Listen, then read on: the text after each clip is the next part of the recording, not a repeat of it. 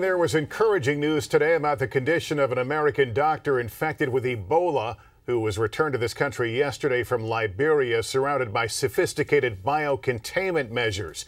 It's hoped the patient, Dr. Kent Brantley, and another American aid worker returning here soon will face a better chance at recovery here in the U.S. than they might in Africa, where an Ebola outbreak has killed more than 700 people. And even as medical teams race to contain the spread of the disease over there, in this age of rapid global travel, health officials here are increasing their vigilance. NBC's Kate Snow is outside the hospital where Dr. Brantley is being treated and joins us now from Atlanta with the latest. Kate?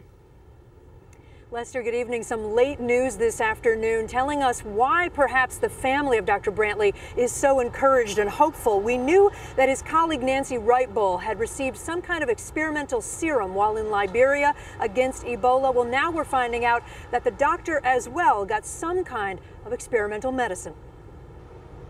At Kent Brantley's church in Fort Worth this morning, praise for his rescue and prayers for his recovery. After seeing him walk into the hospital yesterday, we are certainly praising God and looking forward to an upbeat time of worship. Liberians came out to thank the doctor for helping their country. He sacrificed and went to our country. Brantley's wife Amber sent an email to church members today saying she was rejoicing over her husband's safe arrival. He still has a long way to go, she wrote, and I want to ask you for your continued prayers for Kent and for Nancy.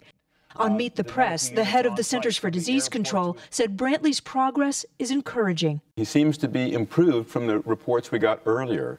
Ebola can be deadly, but in people who are healthy, the case fatality rate may be lower than the ones that we're usually quoting. So you were in the car right behind the ambulance? Right behind the ambulance. Dr. Alex Isakoff runs the team that transported Brantley, something they'd been practicing for years. There are doctors and nurses tending to his needs. There's a very tight-knit support network for lab and for environmental hazards.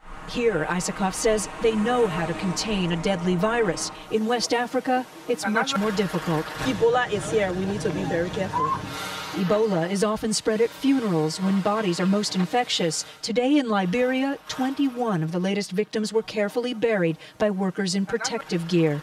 It all comes as leaders from across Africa flew to